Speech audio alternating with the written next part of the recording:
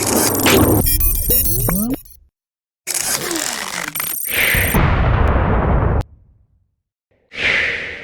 up, guys? Welcome to this episode of Daily Tech News while driving. Obviously, I'm not driving, but I did want to talk about this piece of news that came out early this morning. Facebook is finally revealing and fully pushing out reactions. Now, this is kind of the reaction to people wanting a dislike button in Facebook. So instead of a dislike button, there's going to be 6 specific reactions. Things like, wow, love, sad, mad, and I believe there's one else. I think there's laughing, I believe. In any event, this is rolling out to desktops and mobile eventually.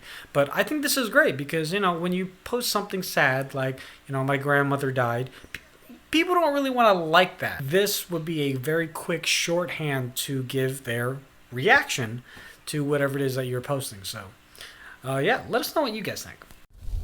So, Microsoft today has announced that they are planning on purchasing the application developing tool called Xamarin. So if you're not a developer and you're not familiar with it, let me just put it to you this way. Basically, the way that Xamarin works is that it's, not a framework, but it's just another tool, including like Visual Studio, where app developers can use it to build apps for Windows, but also iOS and Android.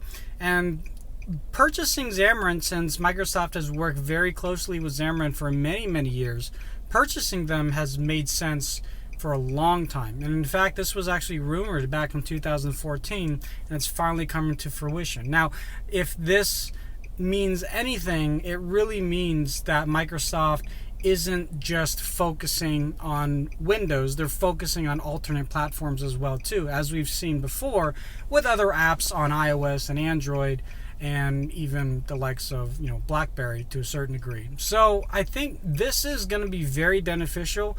Is it really going to improve the market share and app footprint for Windows 10 and Windows Phone Mobile 10, whatever they call it? I don't know. I mean, because the thing is, it's again one of those chicken before the egg. Do you need the good apps first, or do you need the people to use them first? And I think you need the good apps first. I mean, because the argument is, hey, I pick up a Windows phone. Does this have Snapchat? No, then I don't want it. Now, if more developers take advantage of things like Xamarin and they're able to produce an app that is in the libraries of all these other app stores, then quite possibly you could come across that time where an app like Snapchat or a better app like Instagram is fully fledged on Windows, Android, and iOS, and whatever else that's out there. So I'm excited. What about you? Google Fiber is coming to San Francisco. Now, before you jump up for joy and say, woohoo, finally, we actually don't know when it's coming, where exactly in San Francisco it's going to be, and obviously how much. Now, Google's actually going to be using existing fiber lines, so they're not going to roll out their own infrastructure, and more information about that is going to be coming out in the coming weeks and months, so stay tuned for that. But I'm definitely excited because once it starts getting into San Francisco and that kind of world, hopefully it'll spread out to the rest of the Bay Area, which is where we are. So one more thing, Mark Gurman from 9 to 5 Mac, he's generally very good about the validity of his reportings when it comes to leaks and rumors and things like that. We've been talking about for the past few months the concept of the iPhone 5 SE, which essentially would be a smaller iPhone, but with upgraded specs. So you'd have the A9 chip and the M9 chip. You would have NFC for Apple Pay.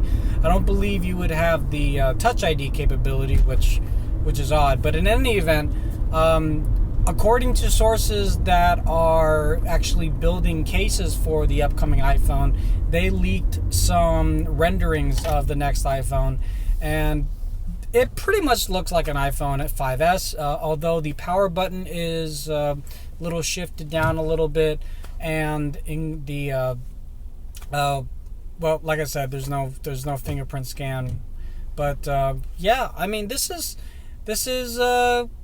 I guess it's good for people that still want a 4-inch iPhone. I know you're out there. I know there's definitely people out there that feel like the new 4.7 and 5.5 inch phones are just way too big. So, but I wouldn't necessarily say that this would be like the killer phone of 2016 from Apple. Obviously, we're waiting for the iPhone 7 later this year. So this is kind of like the intermediary one.